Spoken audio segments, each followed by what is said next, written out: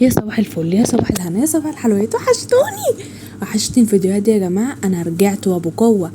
ياسمين، انا بقالي فتره كنت مخنوقه ومتضايقه ونفسيتي مش احسن حاجه، وهتلاقوني كده ما بنزلش فيديوهات كتير ومتضايقه، ولما بنزل ما بتبقاش حلوه ومش عارفه ايه. بس انا رجعت الحمد لله، اتعافيت الحمد لله، بقيت كويسه. فالنهارده هشارك معاكم يوم كامل في حياتي.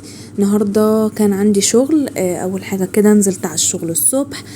مشيت في الشارع شويه. الدنيا كانت لسه بدري والمحلات كلها قافله والشارع كان شكله وحش، والكلاب طبعا جريت ورايا. عايتشي نايمين. انا رايحه الشغل، عايزه انام. النضاره مرضتش البسها عشان شكلي هيبقى شبه الحفيظه. نروح الشغل البسها كمان ماشيه في الشارع، برستيجي. يلا نكمل يلا. الساعة بقى كانت ساعتها دلوقتي 7 الصبح. بصوا، ما كانش في حد في الشارع، انا بنزل بدري. ما كانش في حد في الشارع حرفيا. وعمو بتاع الميكروباص ده فضل يزمر لي، كان فاكرني اعلاميه وبصوره تقريبا. فضل يزمر لي ويقول لي انا هنا بقى. رحت الشغل وقعدنا وخلصنا، ويعني بعد حبه كتير قوي في الشغل. جيت بقى ايه بعد ما خلصت بقى كل اللي كان ورايا، وكان عندي شغل ساعتها اليوم ده بدري قوي. اصلا كان عندي شغل بدري وتسليم امتحانات وليله زرقاء. فخلصته وبعدين بقى ايه جبت الفطار عشان افطر. بعد كده بقى نقعد نفطر، نروق على نفسنا، ندلع كرشنا. واليوم النهارده على فكره الفيديو النهارده يعني هيبقى حلو وهيعجبكم، انا واثقه. وهنزلكم فيديو تاني بكره علشان انتوا حبايبي. وزي ما قلت لكم عن الكورس يعني اللي انا هاخده، انا هفضل معاكم وهقول لكم كل حاجه بعملها وكل حاجه. وعلى فكره يا جماعه الكورس عجبني جدا جدا جدا حقيقي. الكورس يستاهل، ما بتدفعوش فيه جنيه الا ان انتوا بتحملوا بس الحاجات بالنت، لكن غير كده ما بتدفعوش فيه جنيه. وهو كويس جدا جدا جدا. احسن من ان انت تروحي تاخدي كورس من بره وانت مستواكي مش كويس، فانت تاخدي الكورس ده تظبطي بيه مستواكي، وبعدين تروحي تاخدي كورس بره اللي هو تاخدي منه شهاده معتمده.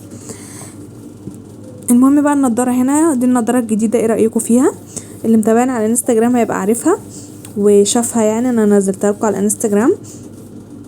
اللي مش متابعني يروح يتابعني على الانستجرام، اتفضلوا يلا، علشان انا زهقت من الرقم اللي انا فيه على الانستجرام، عايزين نغيره. تمام، فيلا روحوا تابعوني على الانستجرام. هنا بقى كنت قاعده بفطر. هنا كنت سرحانه بقى بفتكر بقى ايه احزاني وكده وازاي اتخطاها الكلام ده. على فكره يا جماعه عشان الامانه يعني المقطع ده من امبارح، لكن بقيت الفيديو من النهارده، لكن المقطع ده من امبارح بصراحه يعني. لان انا رجعت من الشغل حرفيا هلكانه تعبانه مش قادره.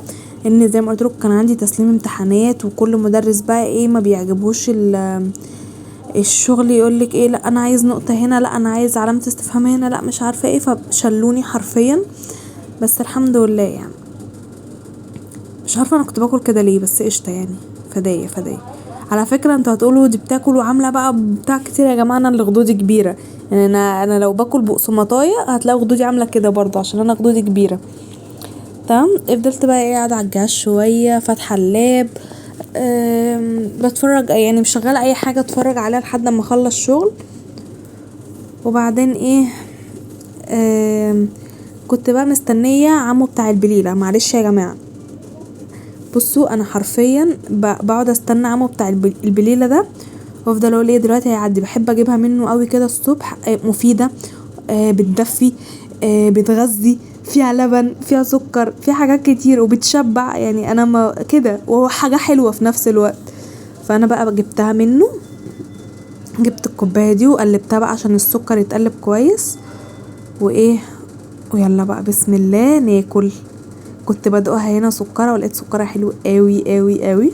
بفكر اخد معايا الشغل بن وابقى اعمل قهوة هناك. بصوا اهي، عسل عسل عسل، تسلم ايد عمو. بس وكده ايه فطرنا وحلينا وتمام. بعد كده بقى روحت وفتحت الكورس ده ذا امريكان انجلش. انا كنت قايله لكم عليه قبل كده. انا في الاول كنت بقول لا، وايه كورس اونلاين، ولا مش هستفاد، ولا مش هعمل، ومش هيجيب نتيجه. بس حقيقي عجبني عن تجربه. يعني انا دلوقتي بقالي عليه اسبوع، عن تجربه عجبني. هنا كنت بسمع المحادثات الاونلاين علشان اسمع النطق. يعني ما هو لازم نسمع النطق، نحفظ الكلمات، نعمل الجرامر، المواقف، الحاجات دي كلها، كل الحاجات دي بتنفع. فهنا كنت مشغلاها. حبيت بقى اوريكم اللي انا يعني اللي انا مشغلاه على اللاب قدامي. وبعد كده بقى انا دلوقتي النهارده فات اسبوع على تشغيل الكورس ده، بقالي اسبوع بذاكر عليه. فامتحنت الامتحان بتاع الليفل الاول، والحمد لله جبت فيه 8 وكام، جبت فيه 58 من 70. هو طبعا نقصت 12 درجة، بس لان انا اخر ليفل في الكورس ما فتحتهوش، فقلت خلاص بقى انا المعلومات اللي عندي خلاص، فنقصت في 12 درجة كلهم كانوا من الليفل ده. بس قشطة يعني، عادي يا جماعة، عادي نعوض في التاني وفي التالت وفي الرابع وفي الخامس، عادي عادي. بس فهنا كنت ده الامتحان بتبقى اسئلة كده، وانت بتختاري الصح والاصح والحاجات دي، وفي اسئلة بتختاري فيها اجابتين. تمام. انا كده فتحت خلصت الليفل الاول ودخلت على الليفل التاني. وكل ما هخلص ليفل هقول لكم طبعا، واحنا طبعا متابعين مع بعض وايه وتمام.